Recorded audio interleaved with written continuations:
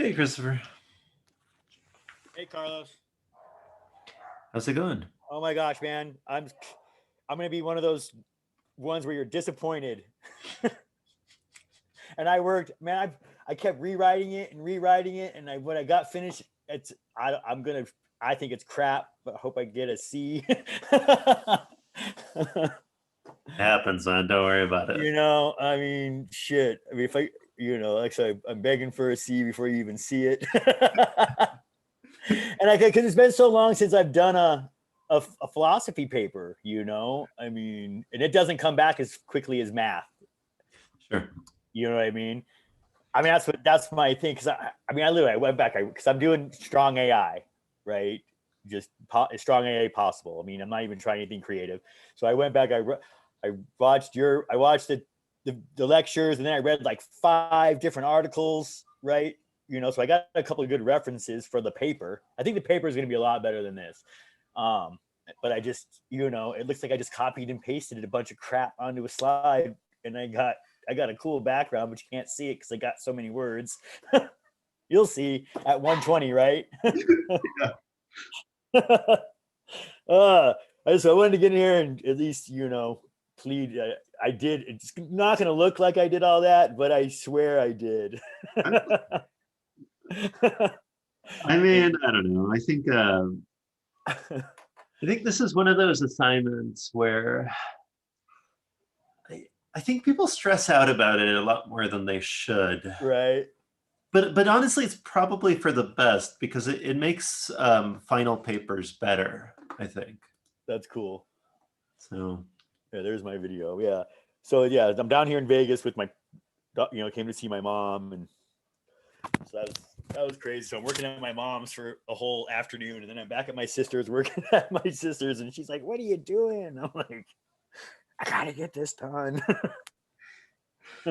good. It's all good. All right. Well, we'll see. Hopefully it goes a little smooth. I mean, I got a pretty good understanding of the topic.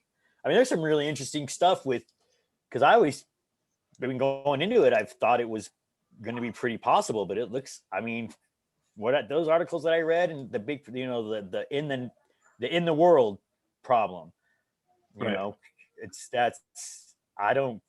thinking about it, and I've been involved in computers on and off in various capacities since I've been 10. Like I was actually developing for my 6th grade honors computer class. I was trying to develop like a database program for the special ed teacher. I didn't realize that until I was like 30. I was like, that's what I was trying to do. She wanted a database program. DBase had just came out for IBM, DBase 3. I don't even know I think you're even old enough to remember that. It was like Jesus. Yeah. I mean, it was crazy because now I look back, I was like, I was trying to develop a fully functional database software for this teacher as my school project in 6th grade. Wow. Yeah.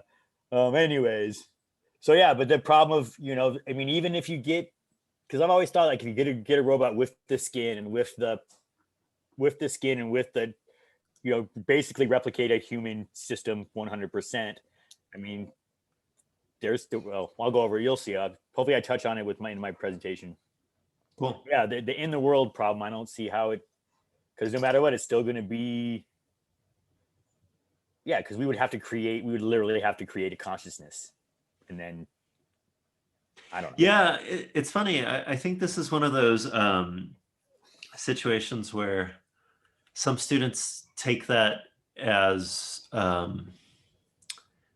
there's a saying that one philosopher's modus ponens is another's modus tollens, which basically Right. means like if you see an implication, some people deny the assumption, and other people are like, well, fuck it, that's the implication.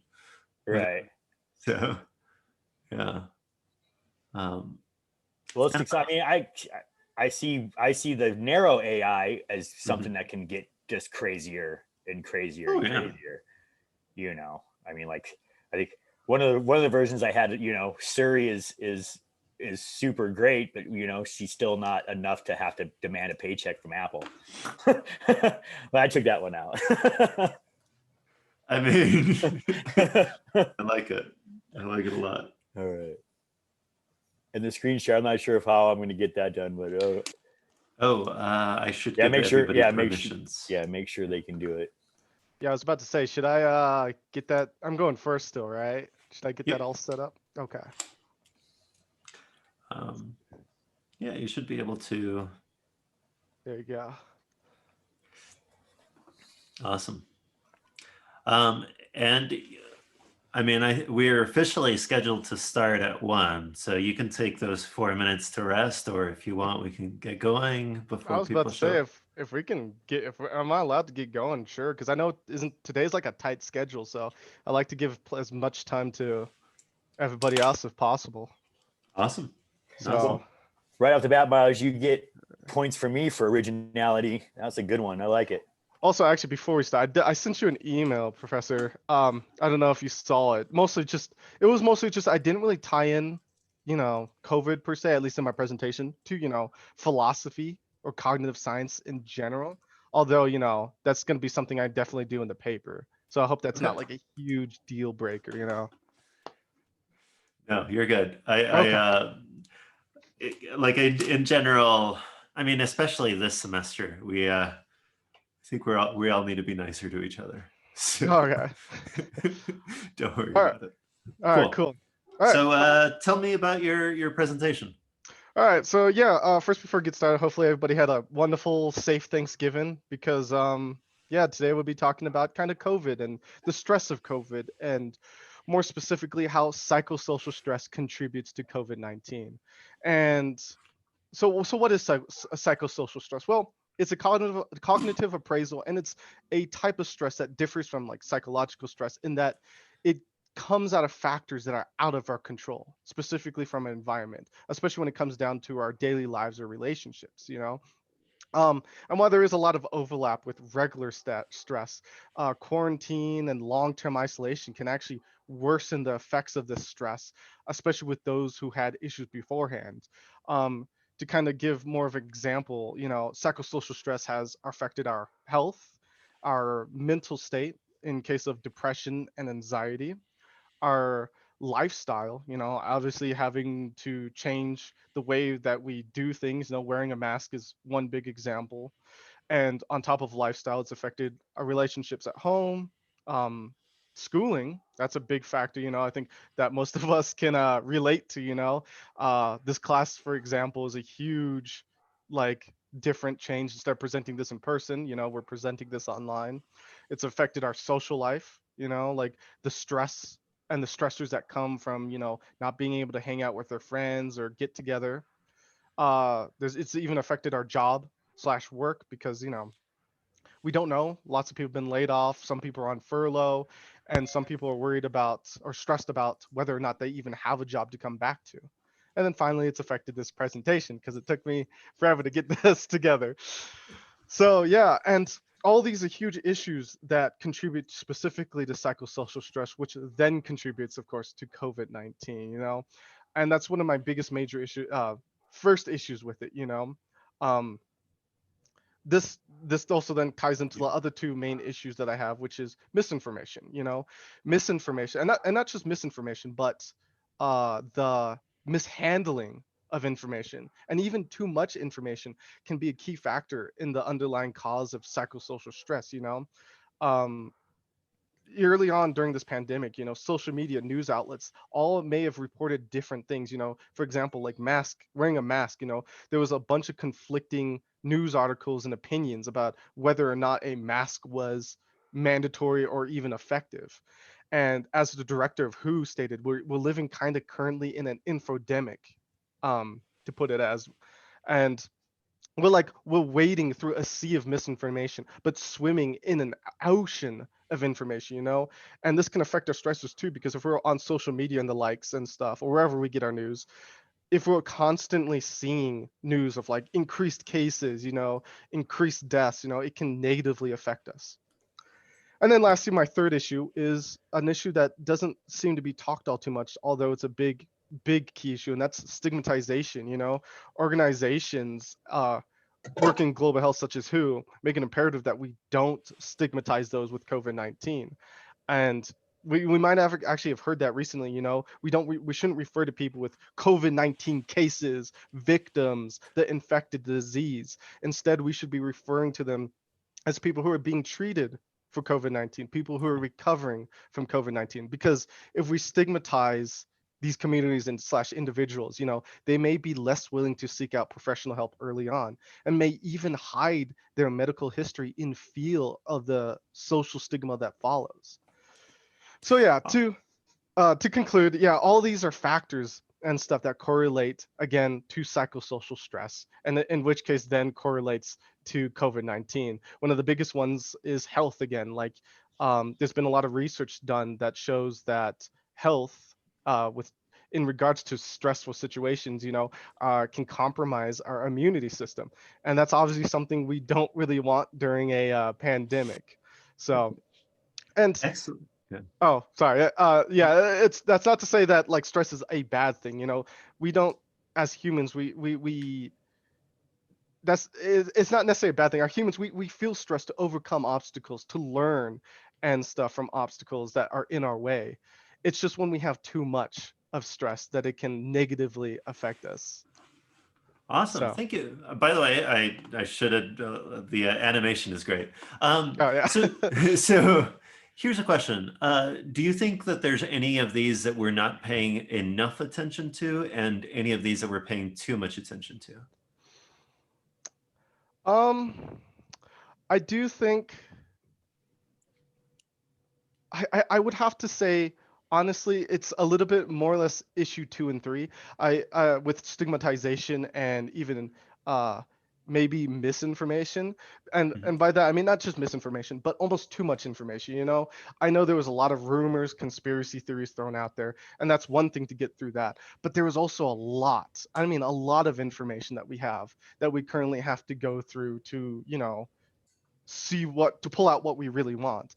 And on top of that, yeah, stigmatization, you know, I've recently, at least from what I've seen, I haven't really heard or learned a lot about the stigmatization that has come with COVID-19, because this isn't actually like a recent issue. There's research that showed that the original SARS outbreak from 2003 showed that people, especially frontline health workers, suffered from this heavy stigmatization. You know, people didn't want to be around with them, didn't want to cooperate with them because, you know, they had the fear of also getting that disease. You know, and this can also kind of Right. correlate with, you know, people who are anti-vaxxers and anti-maskers. I don't know the terms for them, but and it can isolate these groups and these communities and stuff, when in reality we should be helping them, you know, and trying to like work with them, you know. Excellent. Last question. Is there, so in an ideal world where I had the best response, which of these do you still think would be a major problem? mm, I think it mostly requires it's mostly around like issue 1 in our Okay. case, like stress, because stress for like me and you is different, you know, like everybody, like for example, it's like home relationships. Maybe people are trying to protect their loved ones and the ones they care about, you know. um we can, some people might not have that responsibility, you know. Some people might not get the stress, or that might not be a stressor for certain people. So even I'd say even with the best healthcare, the best response team, you know, on the case, I think stress is our biggest factor because it differentiates between different people. Awesome. Thank you so much. That was really cool. Thank you. Oh, everybody clap emoji. Where's your, where's your, let's see. Emily, Emily, I think you're next. Yes. Sweet. Are you ready? hmm Awesome. Feel free to share your screen when you get the chance. I apologize if my dogs bark in the background. It's okay.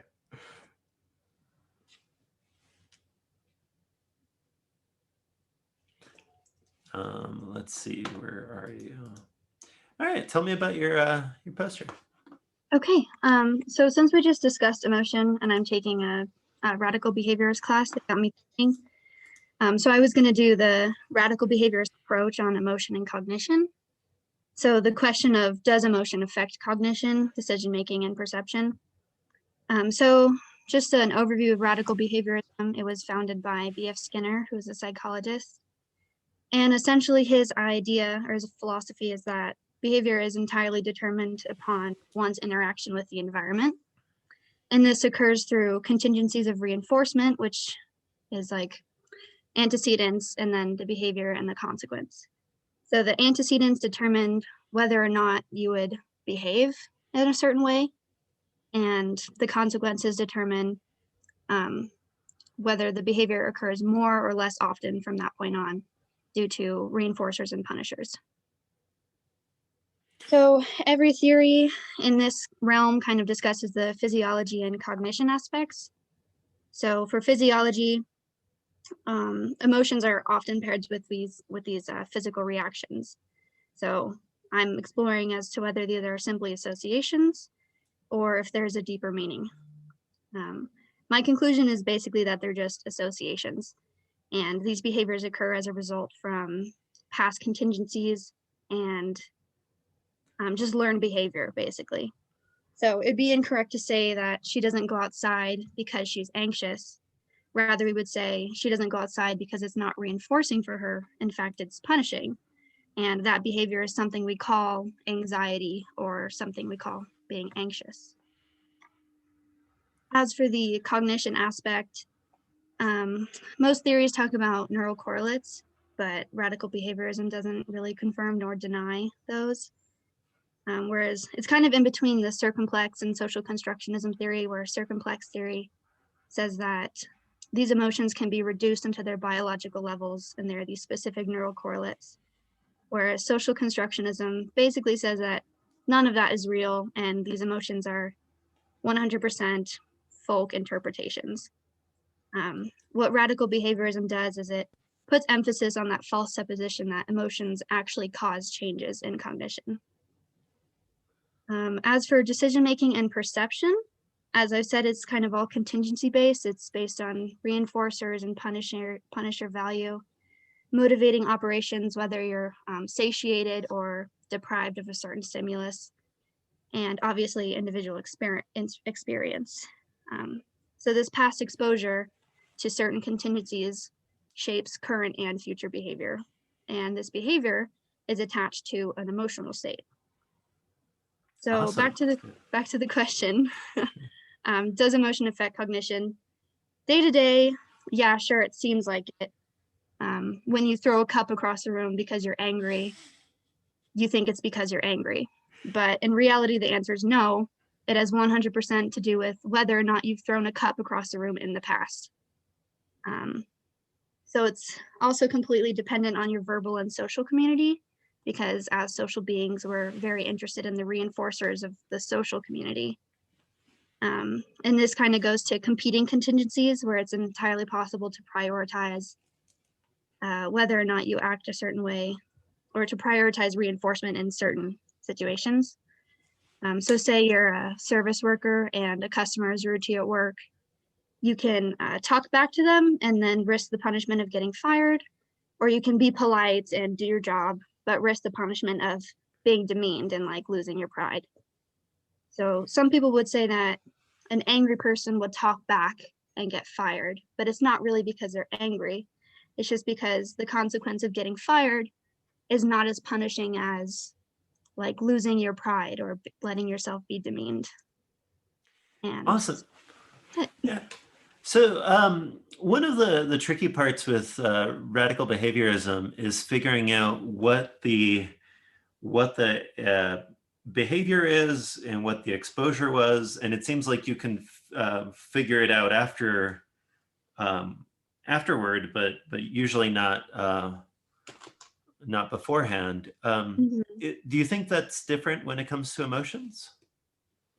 I don't think so, because like I said, in the moment, you can't determine those contingencies. You're not really observing your behavior. But when you think about it in the past, you can kind of say, okay, well, this was present and that's why I acted like this, and this was the consequence. So that's why I keep acting like that.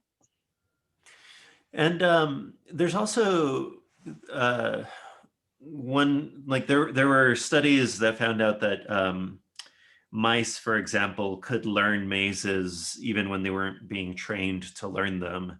And so that was supposed to be this big objection.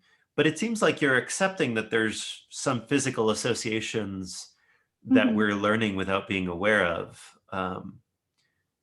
So I guess is did you not think that the mice learning without being punished was an objection to behaviorism, or is this just a slightly different gloss on it that you're providing? Well, I think it determines because you're saying without being punished, and there's a real big difference between punishers and reinforcers, as I'm sure you know. Yep. So if there was like some sort of reinforcing value at the end of the maze, then whether or not they're like purposefully training the mice, they would still learn that behavior, just like any animal does in the wild. Right. In this situation, they were not being reinforced until later, but it turned out that they were Mhm. quicker or something at learning them when reinforcement was introduced. And anyway, I mean, this is a deeper issue that I think we could spend a lot of time on. It's fascinating. Thank you so much. We should probably move on to the Oh, next. thank you. Thank you. That's great. Alyssa, I think. Oh yeah, clap emoji, everybody. Alyssa, I think you're next. Is that right? Yes. I'm not sure how to stop. Oh, I got it. Never mind. Good.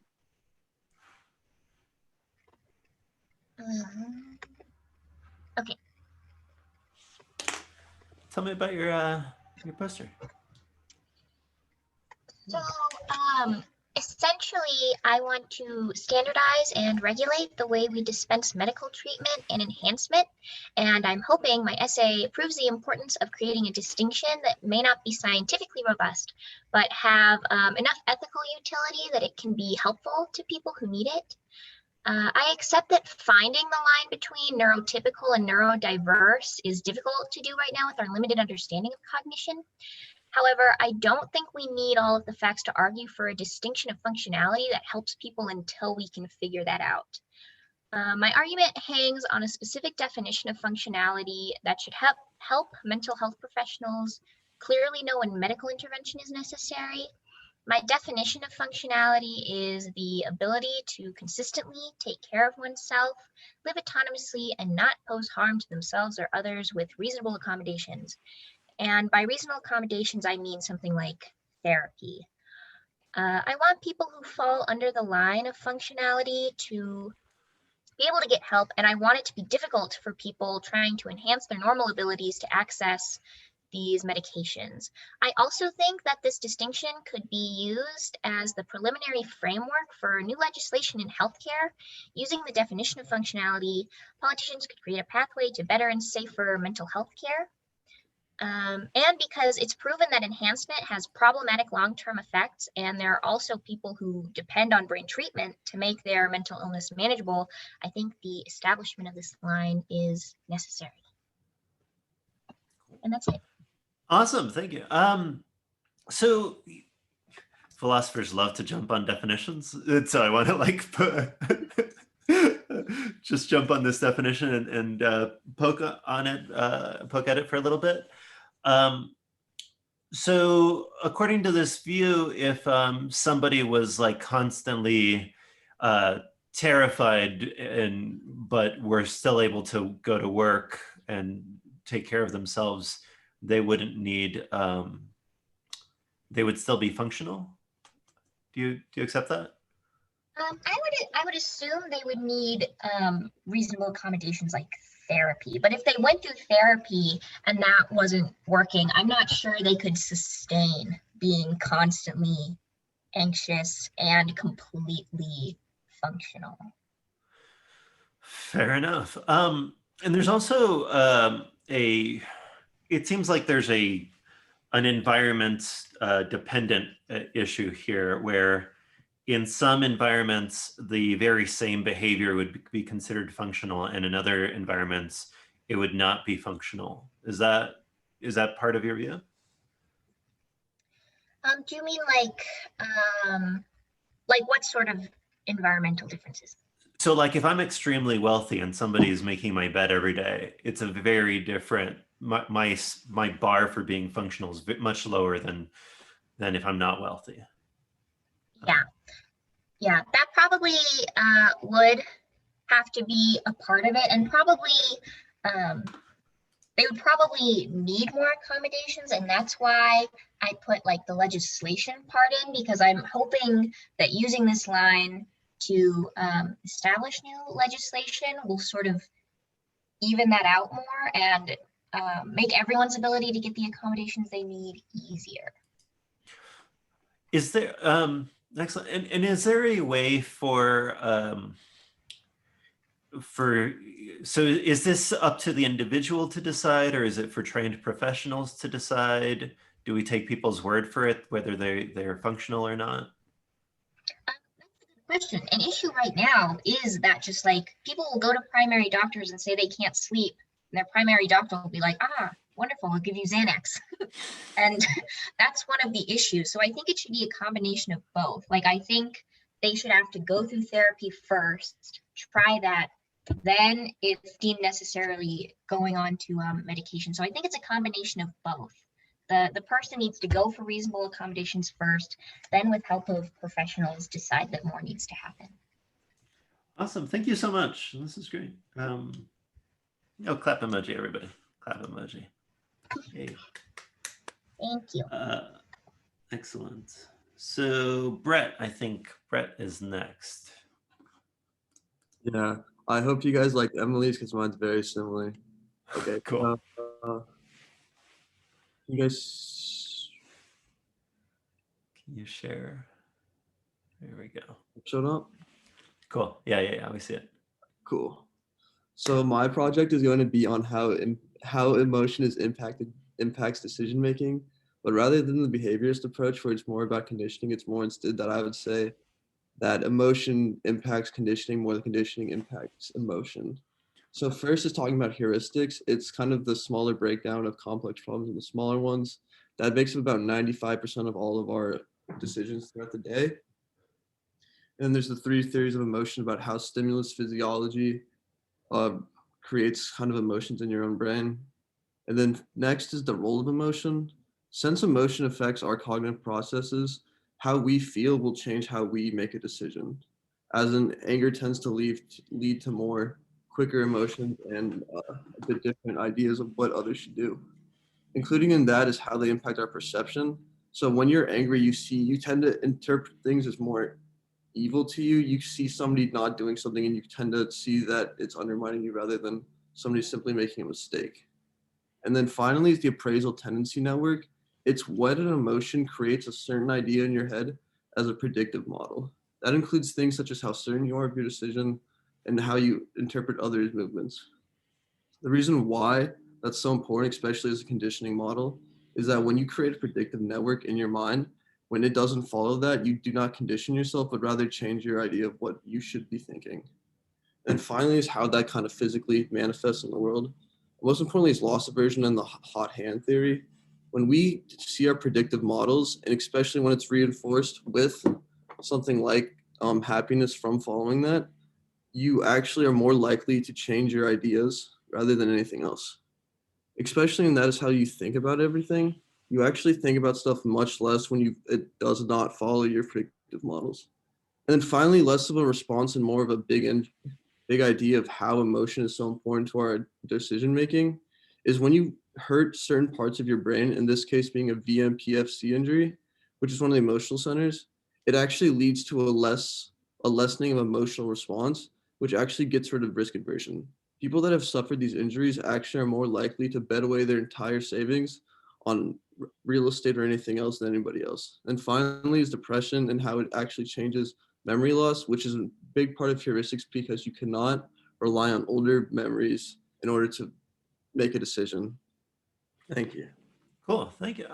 So in this situation, is it, can you think of positive ways that that emotions impact decisions, or is it primarily going to be negative or at least quicker? So following the appraisal tendency network, it actually, if you are feeling good about something, you are more likely to see others as helping you. So I'd kind of say it's a positive response, because when you see something is good already with your predictive ideas, you actually see others, you see others' actions as more helpful to you. So it kind of gives you the idea that you are already following your right predictive model. And so imagine one of us has, say, something in the cluster B, some negative relationship to emotion. How would your thinking about this help improve their lives? How do you think, how can we use this to help emotions have a more positive relationship to our lives? I think it's understanding what you're feeling and how that could impact your perception around you. So as I've kind of stated before, like anger, you tend to see others as kind of moving against you. You tend to have much higher levels of stress, and you also want to have more control over everything. Realizing that you do not technically have control over that yourself because of how your brain health works, you can realize that even though you interpret something as one way and it follows your predictive model, you can take that idea and then expand on that and realize that even though you feel like something should happen, it doesn't actually mean it should happen. Awesome. I think that's all I have. Thank you so much. That was great. Oh, clap emoji, everybody. Clap emoji. I love that we've accepted that. Maverick, I think you're next. Let's see here.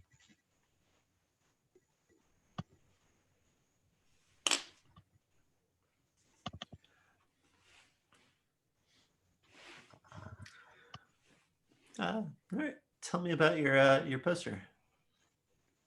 Wait, Oh. no, not share. You're good. All right, so mine's like an offshoot of theirs too. It also involves emotions, but it's more of the effective forecasting. So predicting, like my title says, predicting our future self. So before getting into effective forecasting, we obviously need to know what emotion is and what effective forecasting is. So emotion is the complex psychological state that involves three distinct components. So a subjective experience like a graduation, a wedding, a basketball game, a physiological response, so increased heart rate, sweating, and then a behavioral or expressive response, so fear, happiness, anger. Then effective forecasting, so it's the prediction of how one will feel in the future. So with effective forecasting, I believe that it's a problem that can affect how we experience our daily lives. So who I'm going to use mostly in this paper is Wilson and Gilbert. Their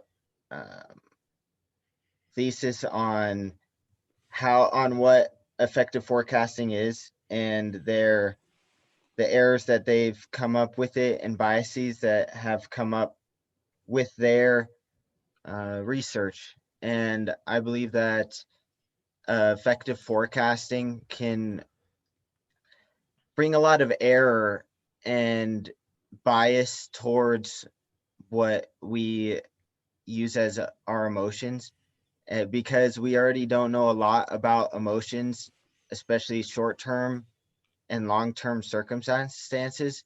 So being able to,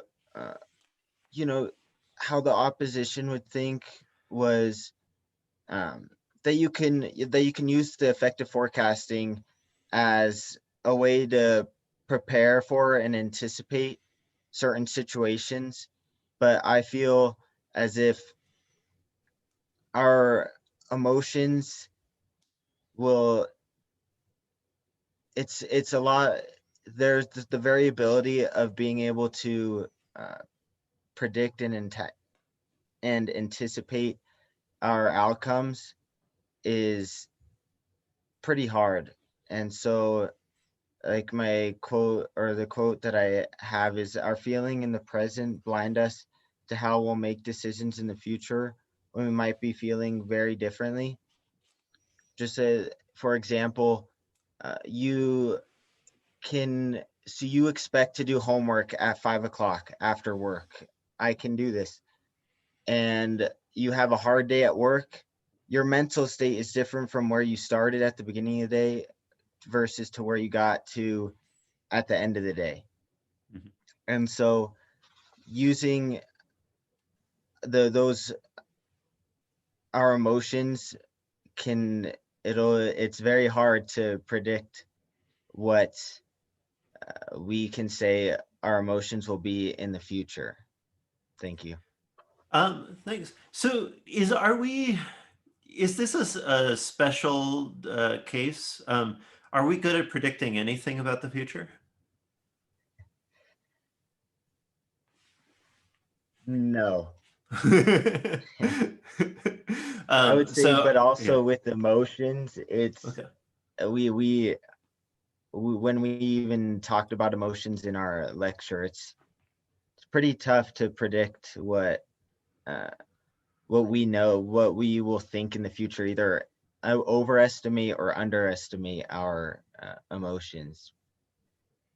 Cool. And is it just the future that's the problem? What about remembering past emotions or imagining alternative presents of like, Yeah, yeah. that's also what I mean, I couldn't get everything on the slide, but using past experiences will definitely affect how you think of a future emotion. I think that's why effective forecasting can be so problematic, is that how you feel in the present or what you think of in the past can definitely have an impact on what you think of the future. And do you think all emotions have the same kind of problem, or do you think like anger or happiness is particularly vulnerable? Like not those in particular, but do you think that there are some emotions that are particularly vulnerable to being hard to predict? I think it depends on how that experience or how that emotion has come up in your life. So say, based on childhood experiences with fear, you might tend to have the emotion of fear in a situation where someone else would have the emotion of anger. And so, yeah, I think definitely. I'm thinking that it does depend again on how that certain emotion has come up. Cool. Awesome. Thank you so much. Thank you. Cheers. Clap emoji. Or I guess there's a party emoji too that some people have been using. Jackson. Let's see, who's next? Amanda, are you? Yeah. Hey, how's it going? I'm so nervous for this. Okay. Okay.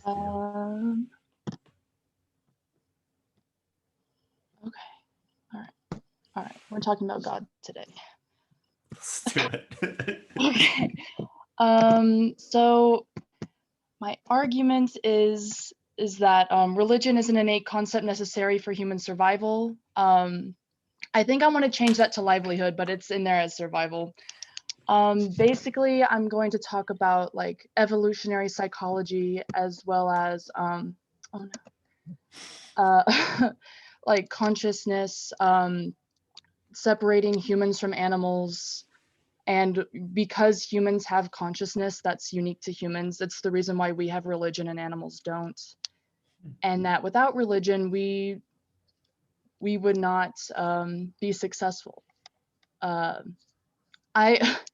This argument depends on a lot of assumptions. I have to like just define what consciousness is. And for modularity, I think I took the evolutionary psychology approach. I defined it as information processing, an information processing psychological adaptation, or any trait that is explained via an appeal to evolutionary history. Consciousness I defined as an awareness of one's own mind and its processes. We can think about our thinking, basically, and that's what consciousness is for the purpose of this argument. Evolutionary psychology is just mental psychological traits and patterns of behavior that are evolved through natural selection. And then I defined religion as just an organized set of beliefs and or practices. And this encompasses not just the big gods, but any kind of spirituality or stuff like that. Because a lot of the times when I look up cultures without religions, people will just link people without religion as like people with spirituality, but I'm gonna include that for the purpose of this argument. So this argument is kind of a choose your own adventure. I have to just come up with the foundation for it however I see fit, because there's a lot of different ways to argue this. So I'm going to assume that the brain is modular and that it has evolved over time in specific ways for survival. Consciousness is unique to humankind, and without consciousness, we wouldn't need religion. So it's like religion is dependent on the fact that we are conscious. Because we become existentialist. We wonder why do the things happen? And then we have to create a reason for it. And then that's where religion comes into play. Every time I look up any kind of research on this, it's always arguing against this. So I don't really have anything to support my opinion. It's always like religion is a byproduct or more along the lines of cultural cognition. So this is just really my opinion that I'm arguing because I want to. For some of the oppositions, I talk about, there's a lot of different ways to break apart my argument. So I just picked ones that I feel like I can refute the best. So there's just the basic argument against the concept of it being an innate thing that we have. Like, I feel like the ability to conceptualize any kind of divinity is innate. Like, you don't meet anybody who doesn't understand what God is, even if they don't believe in him or any other kind of religion.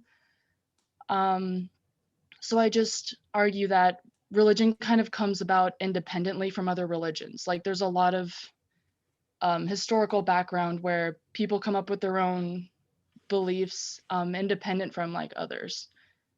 And then one other opposition is, maybe there is a God module, but it's not because we are conscious. And then that's where I talk about animals, they don't have religion because they're not conscious.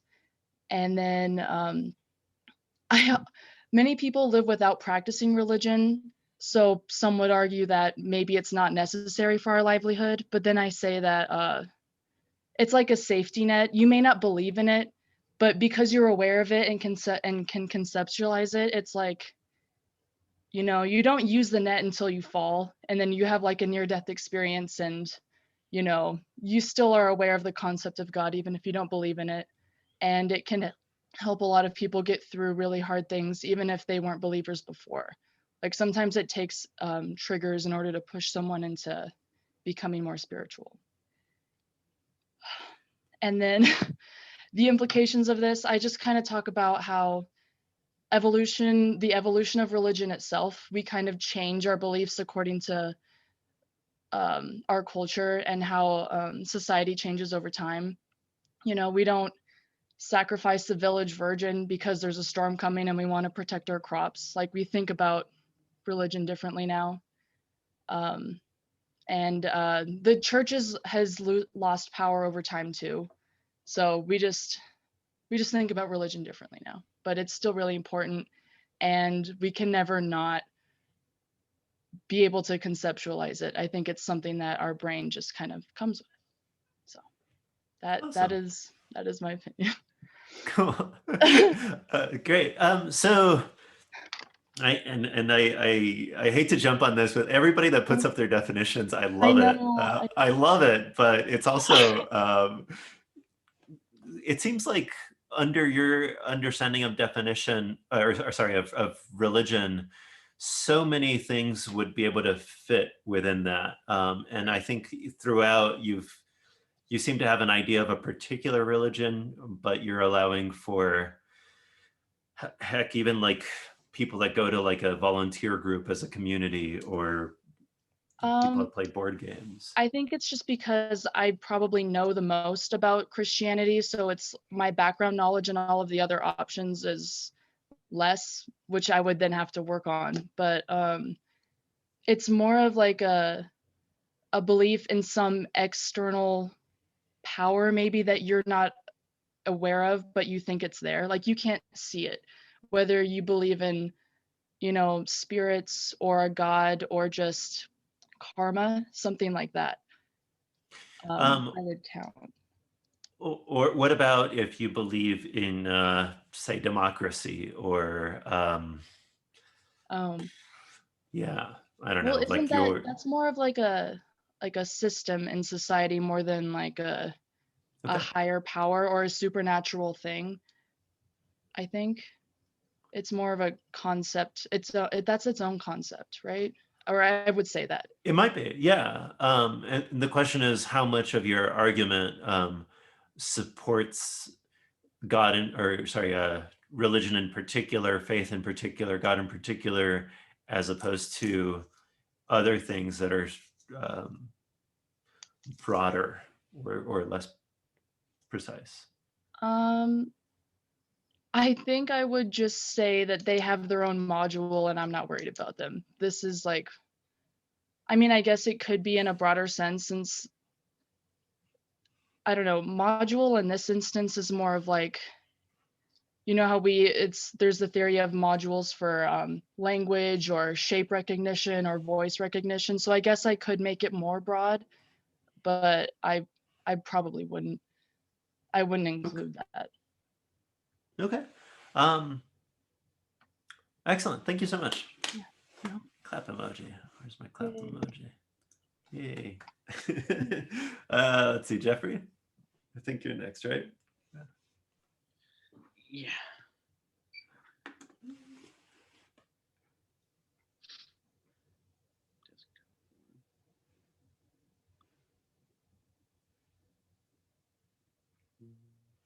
You good? Oh, I believe it's yeah. there we go. All right. So mine's a little dense. I'll realize that, but so my argument was a little more influenced by my semester with the philosophy of science class. So I honed in specifically on models, and since my title, if I could figure out how to start my slide. I think there's a couple of options. Yeah, you can, there we go. Play. Now that just Oh, no. disappeared. There we go. So specifically like models, basically, I started off with inference to the best explanation. That seems to be the logical choice that most modules have. It's a form of underdetermination where, because of the technologies that we have now, you can only say so much about issues like modularity, holism, stuff like that. And that also pertains to the philosophical arguments that kind of run off what's factual evidence that imaging doesn't apply to neuropsychology. And so one of the first things we learned, first couple of weeks, was that inference to the best explanation is by nature an inductive logic. And so my argument is more towards psychology as a science wanting to be a science, that they kind of have to have the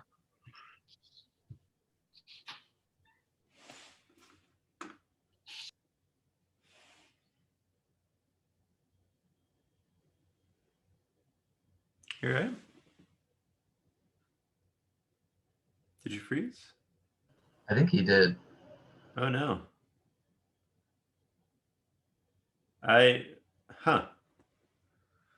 Yeah, he's not moving. Snap, can you hear us? All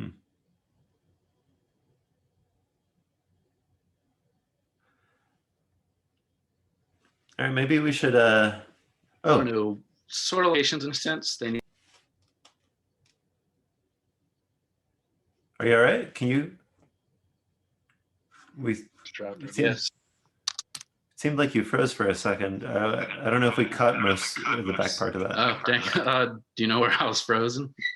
In the middle panel. Okay.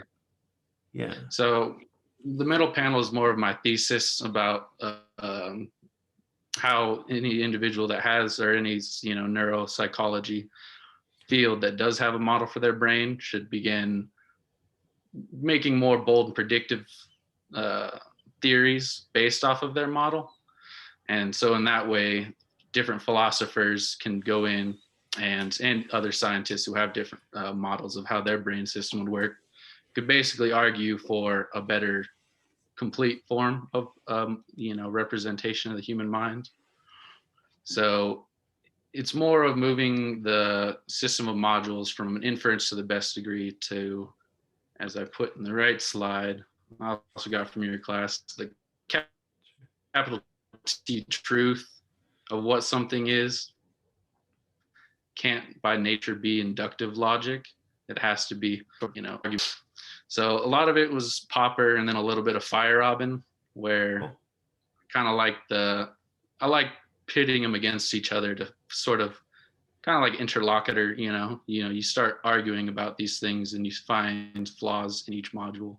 So then you begin, because my original title was pretty much about like further imaging processes, but I didn't really like that because it was more like a long, what we can do after we've already solved the problems versus what we could start doing now with the modules and being more bold and aggressive with what they say. So we can start to make better modules that make more sense. Because in the right one, I have, we have an underdetermined module for just a neurotypical person. So we kind of got to start, arguing and getting that solid module that would even represent us to then start going into the variations of humans. So thank you. One question that I have is usually when you're comparing things to each other, there should be some metric that they share in common, but maybe different scientists have different things that they're looking for. And so they're not, there's no way to actually compete in a way that's fair to everybody. So like my competition in the sense that I was thinking of it was less so competition between modules versus each module doing, explaining what they say. And then that's when the philosopher comes in and then bases off those implications of that. That's where they start critiquing that specific one. So basically each model just becomes better at predicting and answering the questions. Because as it is now, I'm in a cognitive psychology class this semester as well. So, it's being taught as this domain and it's being taught as a science now, but I just would like to see more scientific, aggression in a sense, maybe towards forcing, psychology to really start like making some sort of predictiveness, because I feel like that's how we grow as a science, is by the combative nature of it. So it seems like there'd be many models that'll still survive this going through the ringer. Is there any reason to keep any of the ones that have failed or to bring them back?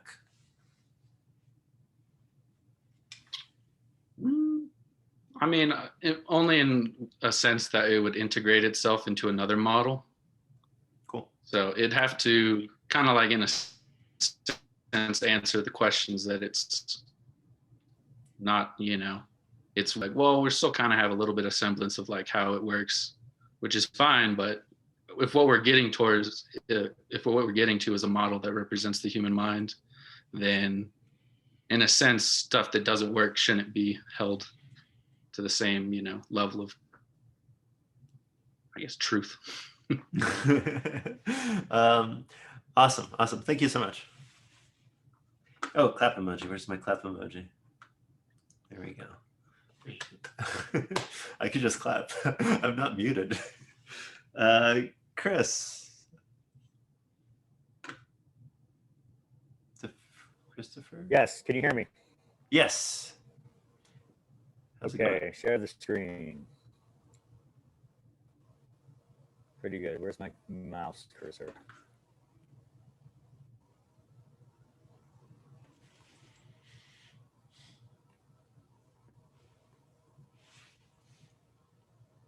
I got my share screen button doesn't seem to be working. Huh. Are you still shared, Jeff? Oh, there it goes. Hold on, I hope it's, I have a goofy internet, maybe. I might have to move rooms. I feel you. Well, maybe we can skip you and come back to you. Is that Yeah, hold on. okay? Oh, there we Yeah, can you see? Can you hear me? go. It says you started screen sharing, Is but that we good? can't see Am I it am yet. I breaking it? Okay. Am I breaking up? Is my audio good? It's okay. Okay. You're breaking up not that much, but you know, Still nothing shown on the screen share? still nothing. Oh, there we go. Okay, you All got right. it. Here you go. Should I go forward? You think it'll Yeah, be okay? tell me about your poster. I think so. Yeah. All right. Okay, I have I'm dealing with the question of strong AI and whether or not it's possible. In my too small graphic up there, got the definitions of strong AI and weak AI.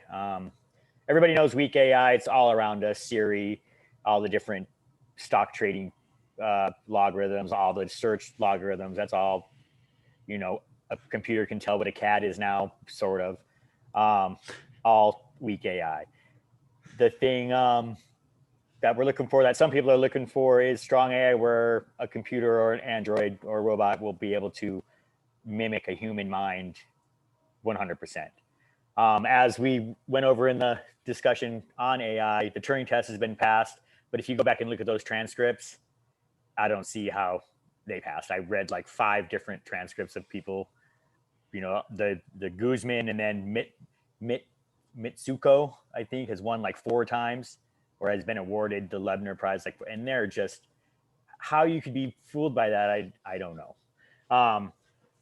But so the 2 main problems, I mean, so we got, you know, that's, computers can be sort of intelligent according to that test. The 2 big problems, aside from, I mean, Searles, even though he's being canceled, I went and looked him up and I see why he's been canceled.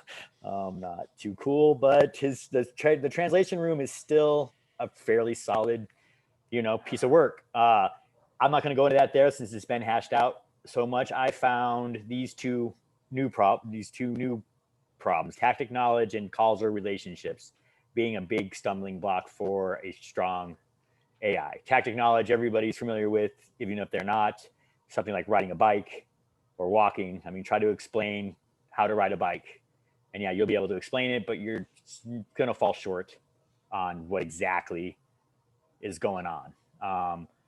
Causal relationships, this Pearl and McKenzie, who I'm going to be pretty centered on, they came up with a mini Turing test, which is simply answer the question, how can machines and people represent causal knowledge in a way that enable them to access necessary information swiftly and correctly, like a 3-year-old child. You know, and I didn't put this in a slide, but that also ties into like common sense. It's hard for a machine to deal with common sense.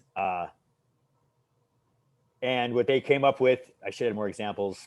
Like I said, I was super nervous to for the last getting this done. Anyways, according to Pearl and McKenzie, the root of the problem is that computers have to, everything is based on a model, and a lot of our knowledge comes, you know, we experience reality firsthand. We don't use a model to experience the reality. A model can only depict simplified aspects of reality, and since computers always have to use a model in order to do their thing, they're not able to overcome these these two major problems. They can't walk a mile in our shoes. You know, they can extrapolate what it would be like to walk a mile based on the programs given them by us, but they can't naturally it doesn't come from them innately. And even so, the causal relationship is the main problem, because there was some research done with the big data and the machine learning, where tactic knowledge, you know, you can now get a computer without a programming to learn stuff, but they still can't overcome the causal relationships, you know. Awesome. And that's what I got in. Thanks. Cool, thank you. So I guess the question is, what makes you so sure that humans can understand the causal knowledge in the world? Like, what is it about us that makes us good at it? Yeah, that was one of the, I mean, there is a rebuttal on that, you know, that we simply use models too. But I mean, I don't have maybe in the paper I'll have a stronger one. Right at the top of my head, there's not really, I mean, I saw that, but I kind of just shined it on, because I mean, I would say, because what it feels like, I mean, it feels like we're not using a model, you know, that this is real, the thing that I'm doing. Right. And, you know? So I guess the feels part is key. Can we convince a computer that it feels like it, or would that address it? See, my initial title was Not Now, Not Never, because cool. I mean, I think about it and thinking about it, because if you can get, you know, the skin, you know, like that Star Trek where Data got the skin that feels, you know, if you could get a computer or an android to be able to be in the world, you know, and I would say you would have to have it would have to go through a learning process like a toddler. You know, I might be able to do it fast. You know, I think I've seen some sci-fi movies where it does it really fast, but it would have to go through the actual experiences of being alive in a culture, in a, you know, sure, in relationship with society and, you know, the color red. You know, so is the question the nature or the amount of inputs? It's I think it's the nature. Okay. It's I mean, because the machine learning and the big data seems to be overcoming. They're going to get past the tactic. Cool. The tactic issue, it looks like, but they're still hung up on the causal, on being here now. You know, they missed that. Awesome. Thank you so much. Clap emoji. Yeah. Cheers. Thanks. And sorry about my internet connection. I don't know. It's in and out. No worries. So we have 5 more people. I'm going to try to get through all of them and then maybe see if there's any takeaways or questions that people want to ask. I know Joseph had a thing in the comments, but we should probably get through the next 5. Claudine, are you ready? Hello? Yeah. How's it going? Can you share? Yes, I'm doing well. Yeah, I'm ready to share. Let me pull it crazy.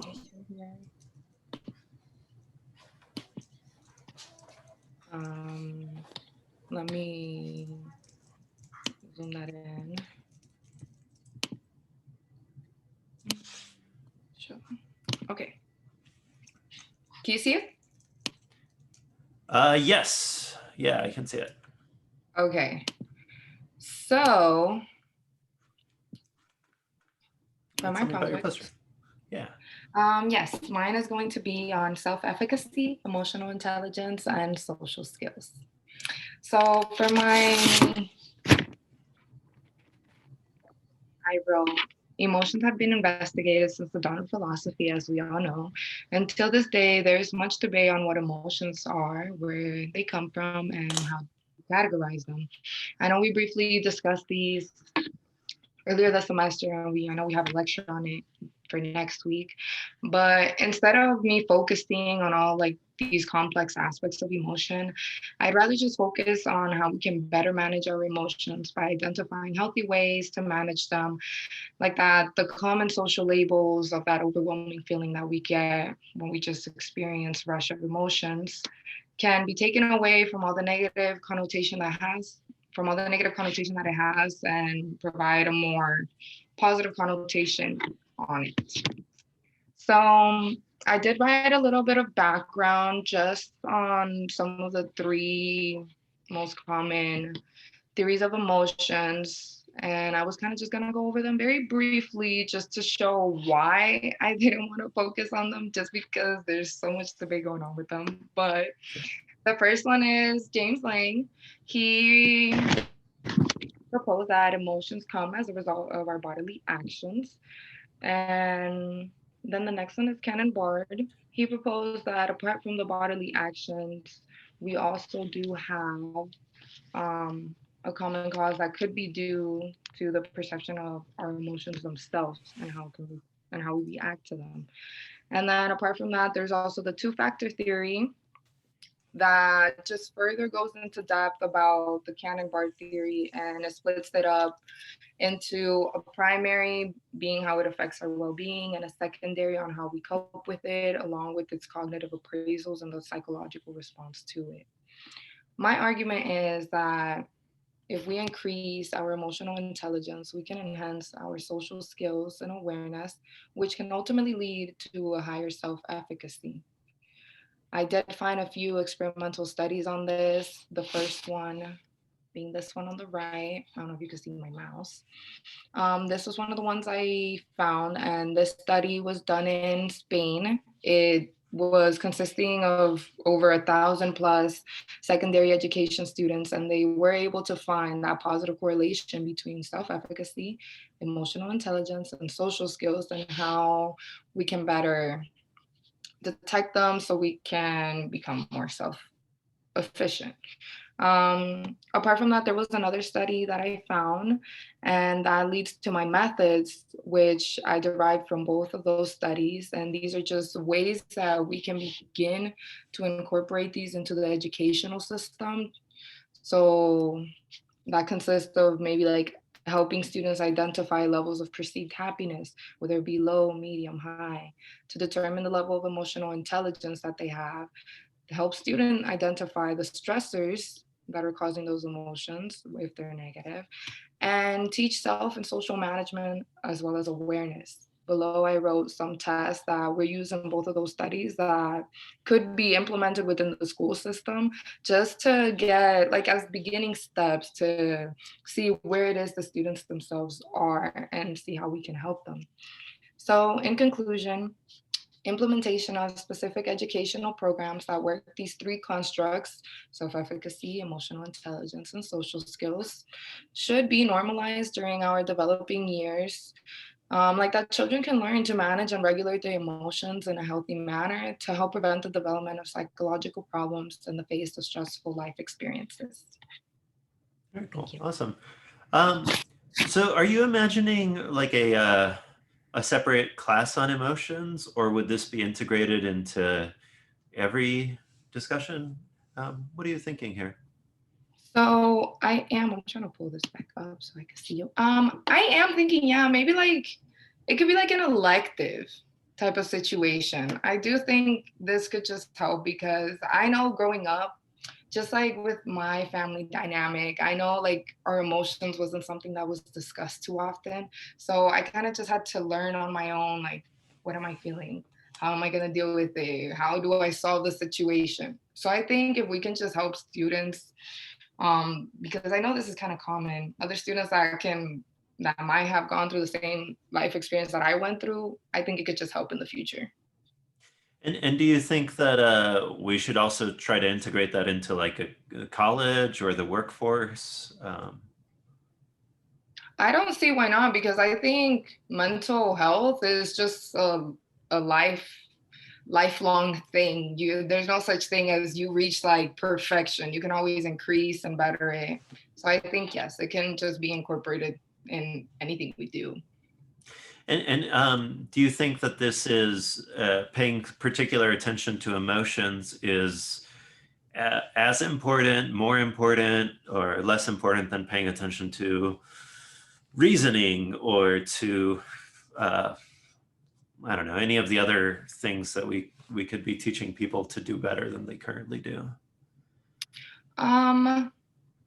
I don't know so much about the attention aspect of it. I think what I'd like to focus more on is just determining where you're at and taking it from there. Because if there, in that last study, the second study that I read, actually, if you have high happiness and you're putting too much attention into like your emotions, that can actually have a backfire into your mental stability. So it really determines on where you're at, I would say, and taking Awesome. it from there. Mhm. Thank you so much. Clap emoji, everybody. Clap emoji. Thank you. Let's see, Lauren, I think Lauren's next. Yes. Sweet. Can we started choose options, shared screen. Okay, I think we can see your screen. Is that right for everybody? There we go. Okay. Claudina is still sharing for me. Oh, stop. Okay, so I think I can stop you and then. Yeah, that's better. Okay, all right, cool. Tell us about your poster. Okay, so I'm doing mine on modularity and consciousness, answering the question of why massive modularity falsely proposes that all mental processes are modular. My argument starts off as simple as just modularity cannot explain consciousness. And then I move into the why of mental processes are too complex to be placed into modular encapsulation. Modularity uses encapsulation to separate mental processes in the brain. This, to me, ties in with mind and body cognition. I think consciousness is directly correlated with cognition and emotions. So their beliefs that there's independence between mental processes, but like stated in my implications, I think mental processes work together and cannot be put into these encapsulated compartments because the brain is so multifaceted and can do so many things at one time. And then moving on to the right side where I have my picture that it goes from perception to action. This kind of ties in with emotions and perception. That emotions and perception are related in the fact that a stimulus causes us to perceive something and we get an emotional response from that, which further proves that areas of the brain work together instead of separately to produce any mental process or consciousness in general. That's why I don't think it could be modular, and that emotions and cognition work together with consciousness, so the brain can work as a unit. And then I also touch on a little bit of Fodor's models of modularity as they suggest encapsulation and cognitive impenetrability, which is at the left side bottom little definition there. I just don't believe that they can be modularly encapsulated as suggested by Fodor's massive modularity model. Excellent. Do you think that there's other things that in our cognition that also can't be modular, or is it just consciousness? I definitely think there's other things as well. Consciousness is just what I really wanted to focus on, but I think I just don't like modularity really at all. I don't think it really encapsulates anything. On the other hand, what are there any things? So you don't think that there is anything that could be thought of as modular? As far as our brain works, I don't really think so. Like, I know there's different areas that process different things, but I think since our thoughts are so multifaceted and our brain is doing so much at one time that they cannot be placed into just specific modules. Um, there's some weird circumstances we talked about throughout the semester of people who have like split brains, or they have particular damage that that prevents them from seeing half of a plate or something. Mhm. Do you think that that is evidence in favor of your view, evidence against it, or unrelated? I think it's partly unrelated because, Okay.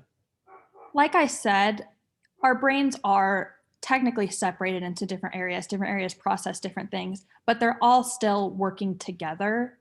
And so even when there's spots of the brain, like for example, of people that have like split brain and stuff like that, they're still able to process things maybe in different ways than we do, but they're still able to process Okay. consciousness. Thank you so much. Whatever. Yeah, thank you. Clap emoji, everybody. Oh, I hit the wrong emoji. Or wrong part of the screen anyway. Awesome, thank you. Devin, how's it going? Hey, all right.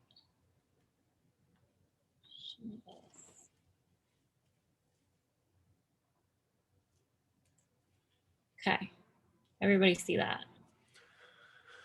Yes. Okay, so my whole idea is kind of a bit on embodied cognition. So child development's a little bit more my strong suit. And when you learned about dualism, it was kind of this whole separation between mind and body. And then that led into the embodied cognition, which I thought was kind of needed.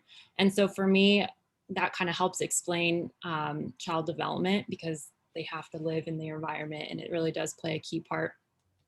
And so my thesis is that the impacts of non-neural structures on child development is evidence that cognition is embodied.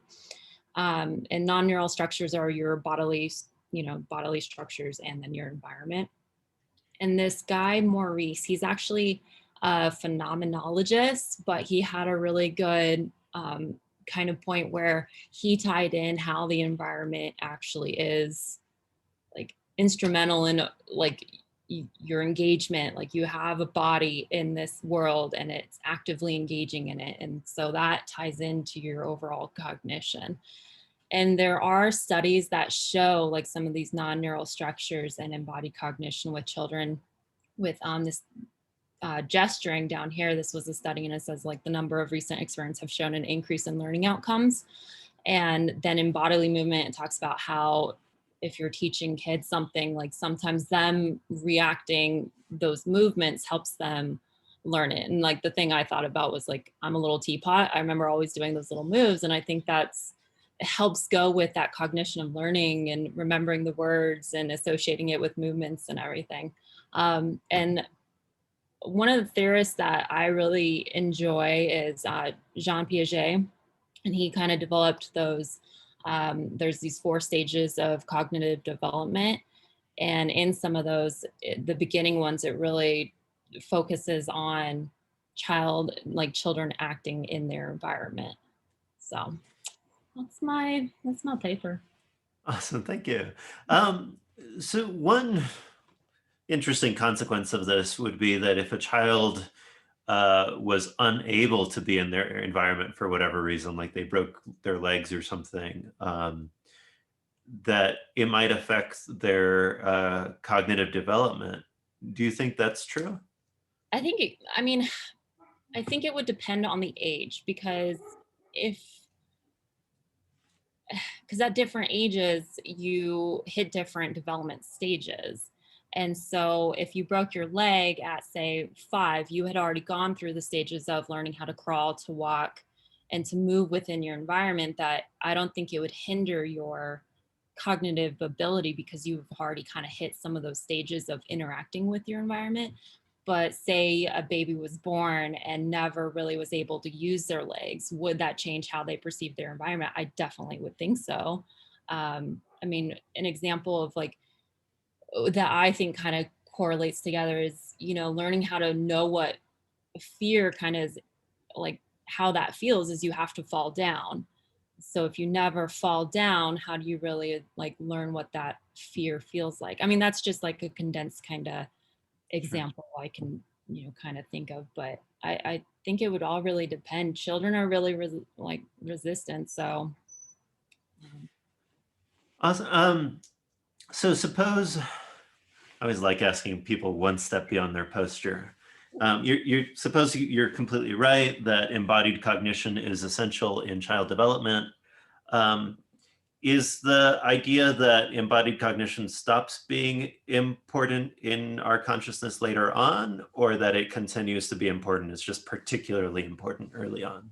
So I feel like I did read something that kind of briefly touched on that, and there was somebody that's kind of went on that later in life that it's not as embodied. I'd have to read up a little bit more, but I think it's possible that it changes. I think embodied cognition is really important as you're developing, like maybe in those really early stages of life, because that's when you're new. Like babies don't come into the world having this understanding of, knowledge or what the world means. They have to act in it.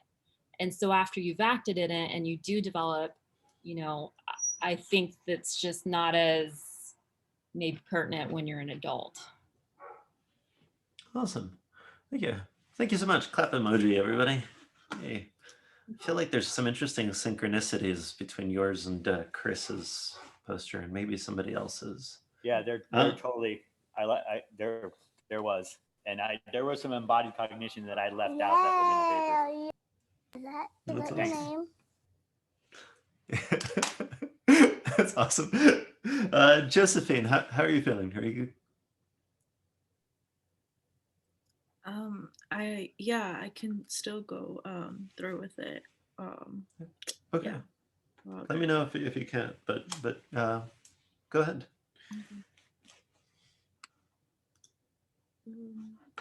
Let's find it.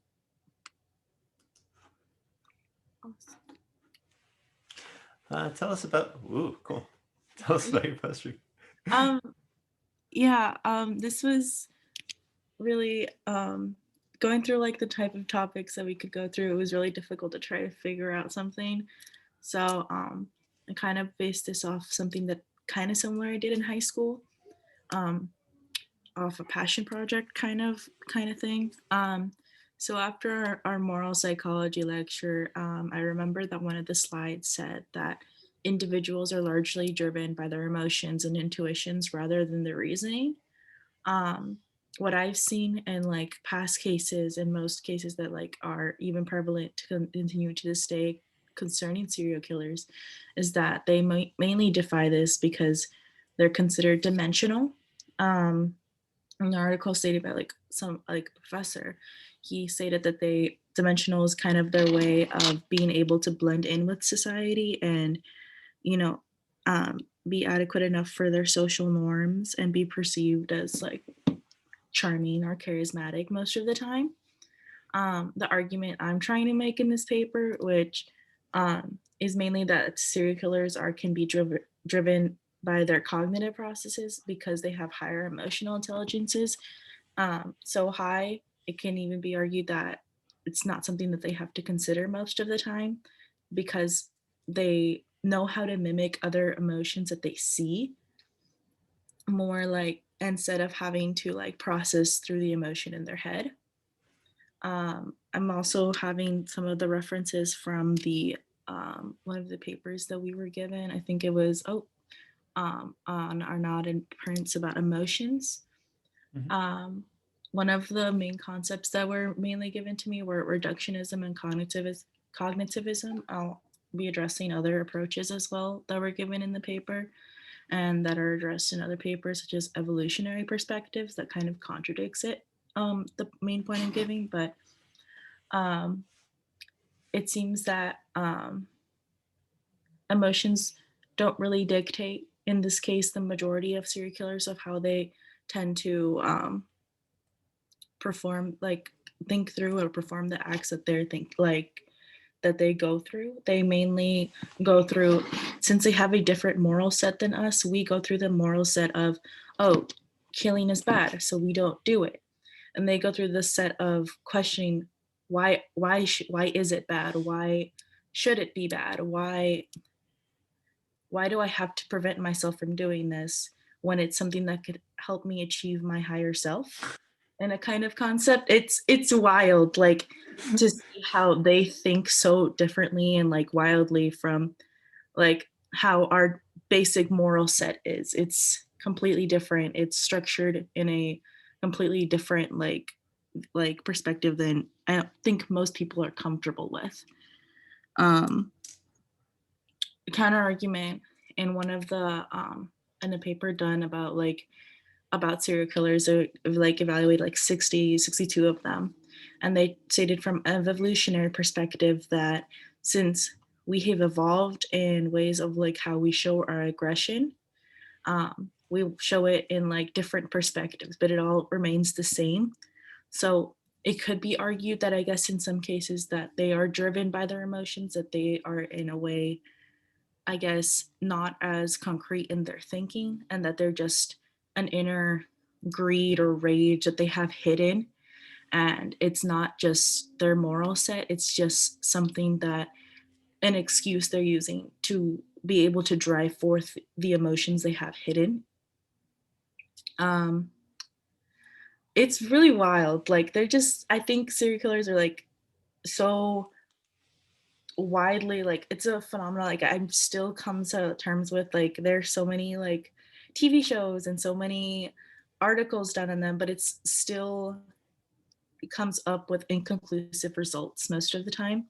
So I think that being able to prove in this paper that emotions isn't a driving factor is going to be really difficult, but I think that it still can be done because of the way that how intelligent they already are in other like aspects of their life, that I don't think emotions are necessarily, if at all, a big factor in what they do or what drives them to what they do. Awesome, thank you.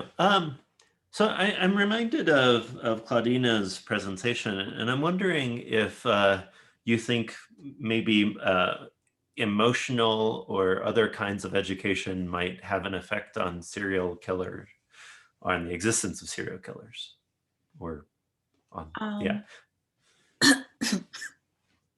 Could training them to be more emotionally and, well, to link emotion in the way that we do, could that help prevent them from becoming serial killers?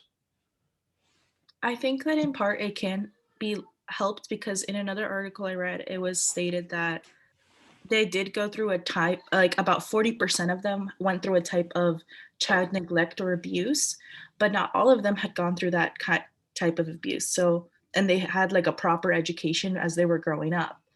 So I think that in part it could help like to have a better education, not like about just in general and also like mental health wise.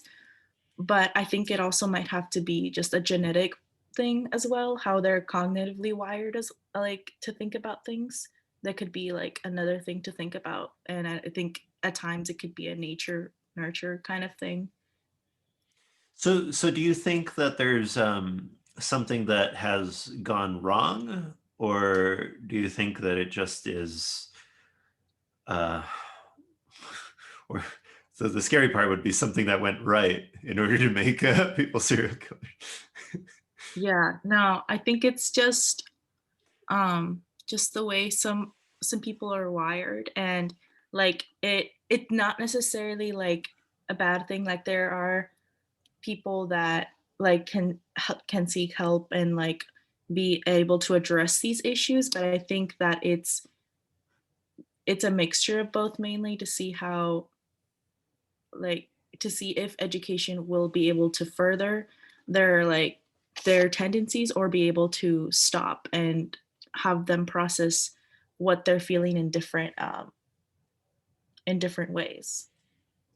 That makes sense. Awesome, interesting. And actually, I think that's it. Thank you so much. Yeah, clap emoji. And my Simpsons clapping hands. I realize we are past the time, so if anybody has to leave, I'm sorry, Jackson, but you guys can. But Jackson, do Do you want to? Yeah, that's all right. Yeah, I'll take it wrap this away. up? Yeah. Good? Yeah? Yes. Okay. Yeah.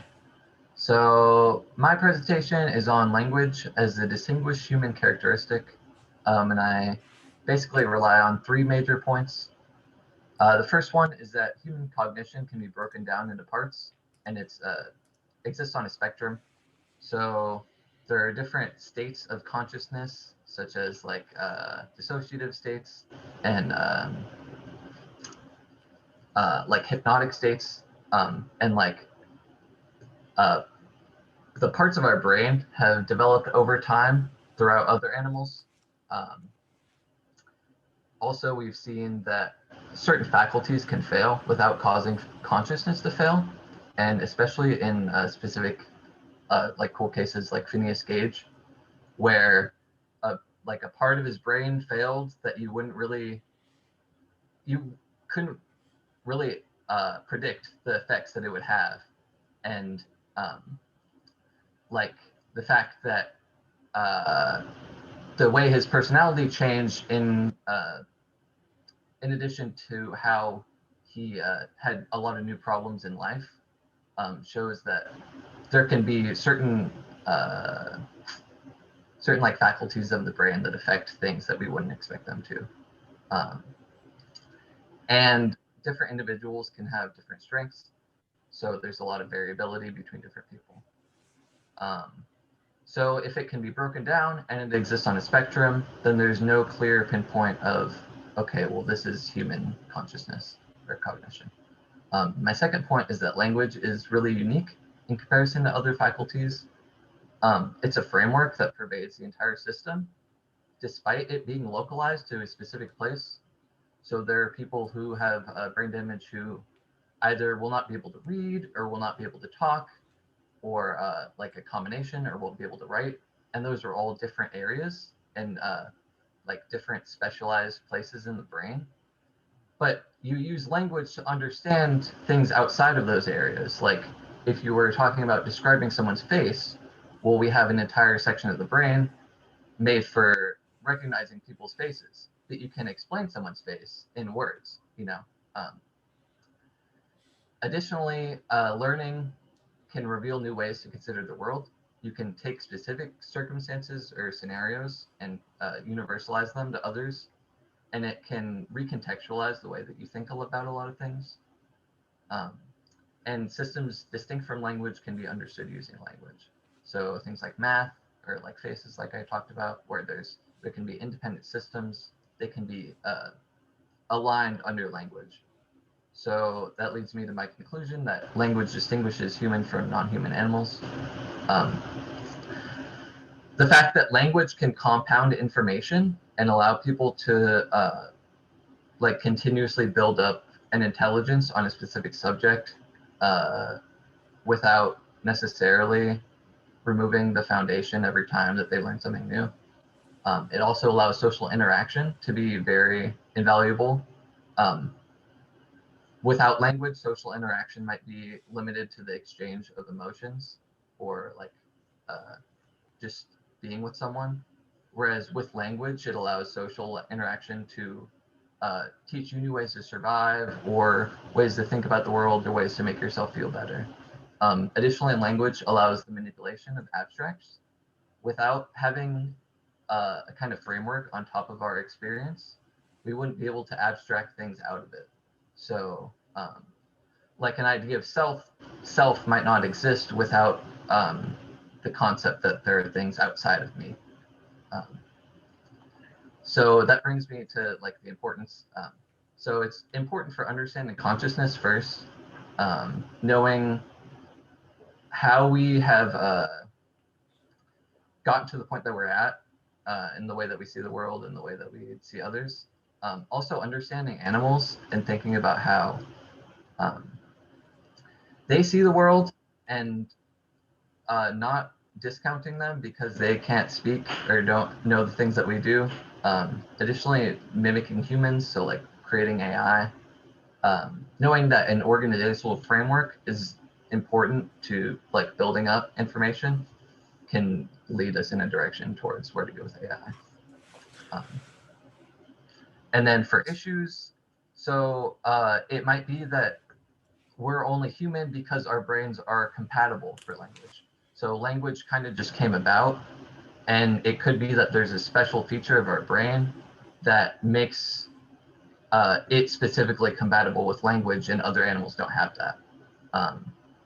There's also alternative language. So like blind or deaf people can't access language in the same way that the person with all their senses would, or partial acquisition. So like if you only learn a few words of language, you're not going to completely convert your system of organization over to that. Interesting. So one thing I think you kind of were, thank you, Awesome, by the way. You kind of were leaning toward that was that there are some animals that we've taught, I don't know, 100 words to. What do you think about those cases? Yeah, I think our language is super refined towards our like sense modality and our priorities. So when other animals have different priorities or like sense modalities, then they will interact with words in different ways. I talked about this in another class where it's like you can eventually learn to understand like what your dog's barks might mean. So it might bark a certain way to like tell you that it needs to go to the bathroom. But you might not ever consider reorganizing your thoughts into dog barks to communicate it to yourself. So I think that there's like animals will communicate and have their own systems of communication, but that doesn't necessarily line up neatly with language. Cool. One thing that's interesting about this presentation is that I feel like there's at least 3 different ways of understanding it. One, language is the cause of human evolution or human biological change. 2, it's just descriptive. Humans just have language, and that's one thing that's interesting about them. And 3,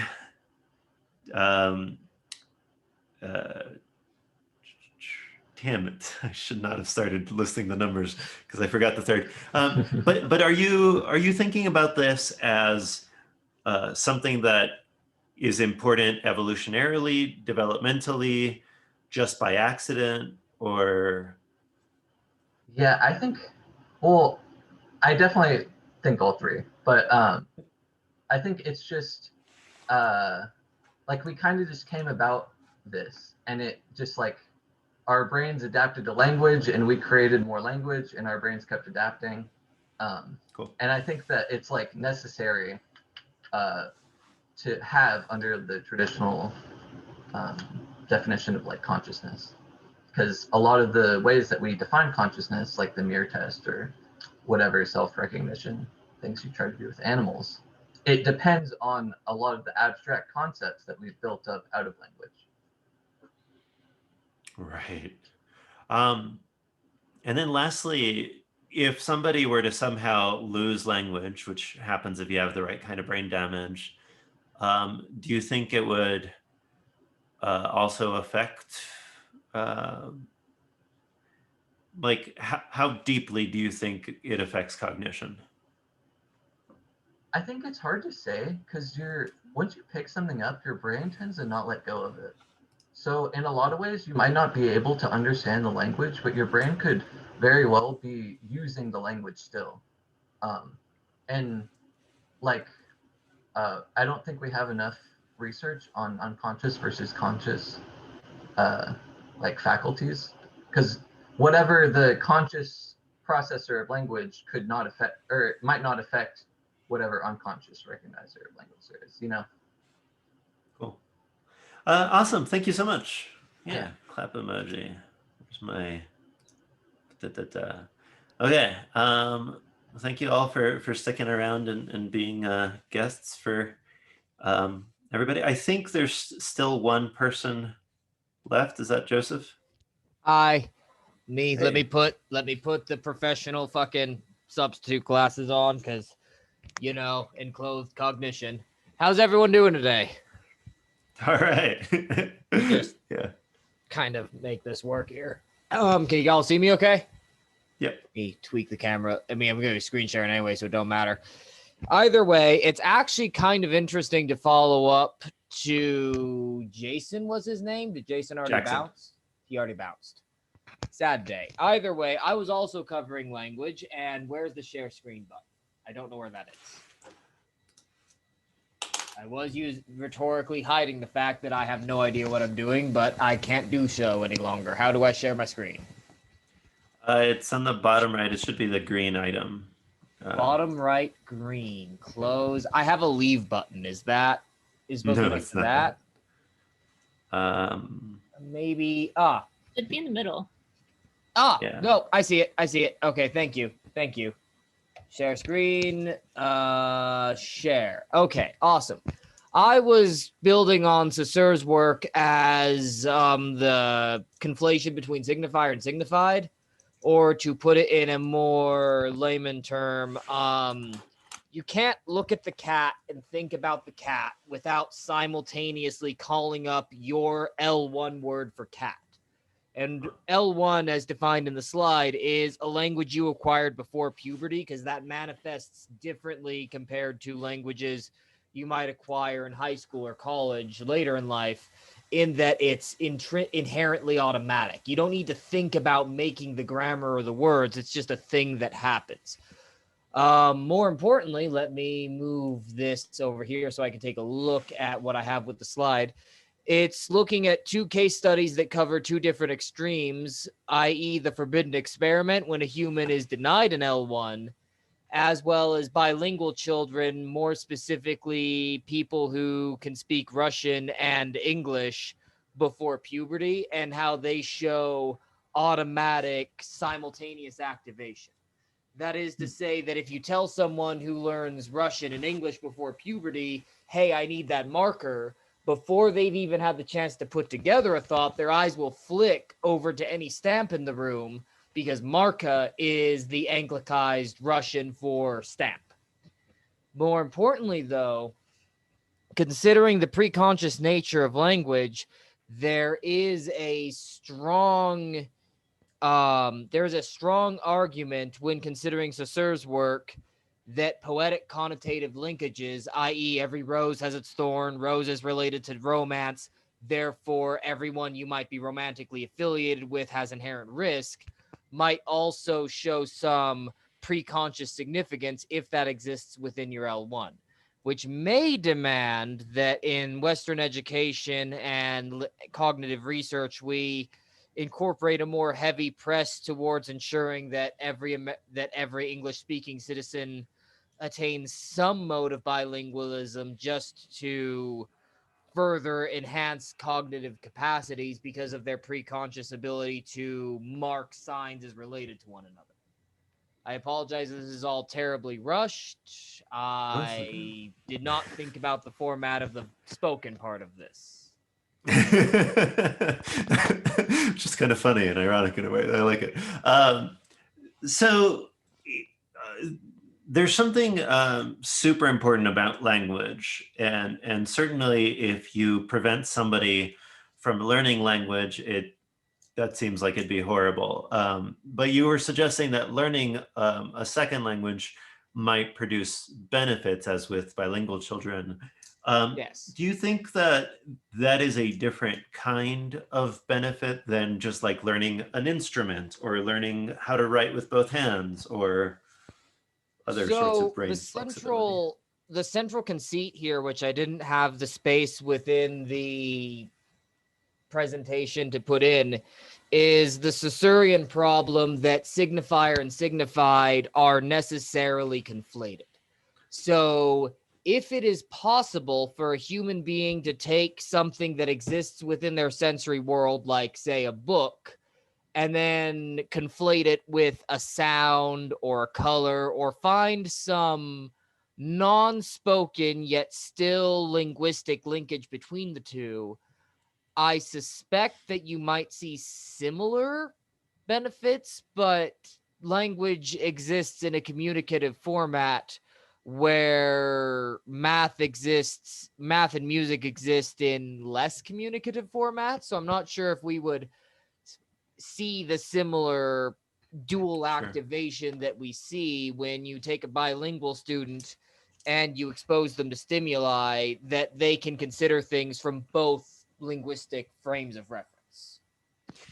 And another thing, I think it's really hard to try to understand wild children like Jeannie or any of the others that have been minimally educated for whatever horrible reasons.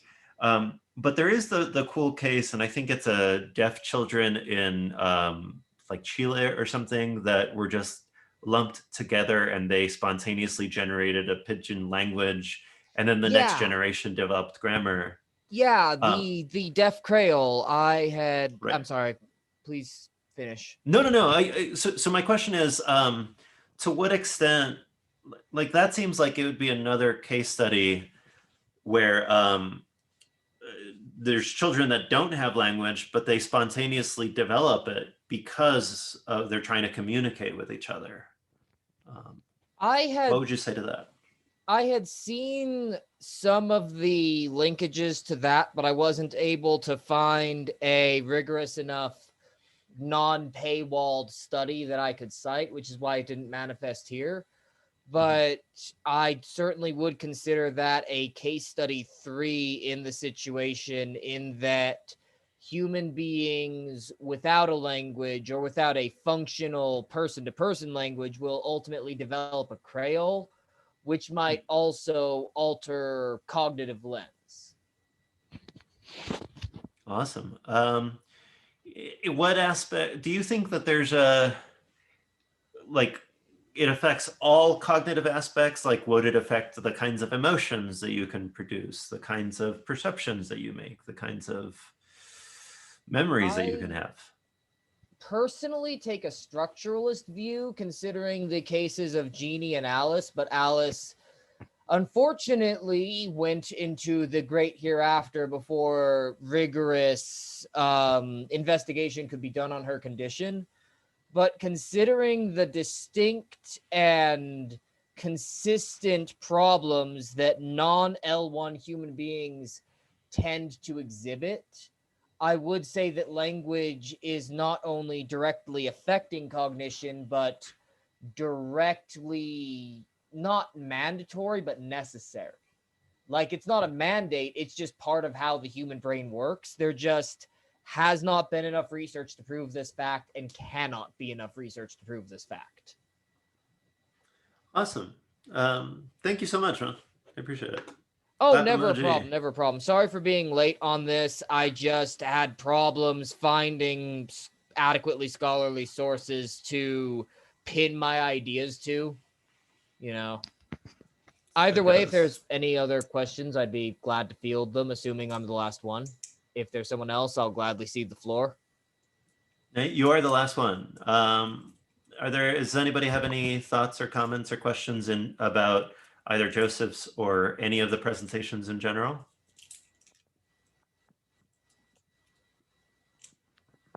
All right. Maybe I should let you guys go. We've gone way over time, I think. I see. Yeah. Claudia has invoked the video.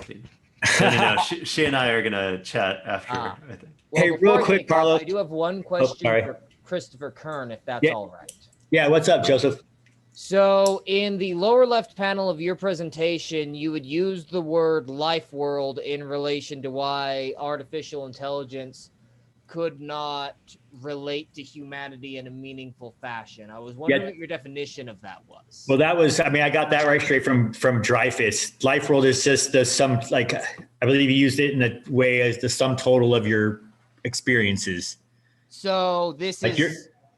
So I might have to find a way to get you this book, but there are some foundational texts to Zoe Rhetorics by Alison Rowland, which goes into the concept of life world and death world, how it relates to biopolitic and necropolitic, and that might further inform your point. Yeah, shoot it just shoot it through the web campus. Yeah, I will, you know what, I'll send it to you right now. Sorry, I will mute because I don't want to take away from other people's conversation. That's cool. Hey, Carlos, do we need to upload the slides? Yeah, that'd be great. That would that'd Okay. help me. And the papers due? Whenever the final exam thing deadline is, which I think Okay, so is midnight that night or 2 o'clock that day, whatever the class would be. Yeah, let's say midnight, just because I'm not going to be a stickler for Okay. showing up at 2. All right, so final exam day, the papers due. Okay. Yeah. Cool. Thanks. I'll let Claudina. I think it was the 14th. 14th. Cool. Thank you. Yeah, thanks. All right. Bye, Thank you Carlos. all. See ya. Good day. I should probably stop the recording.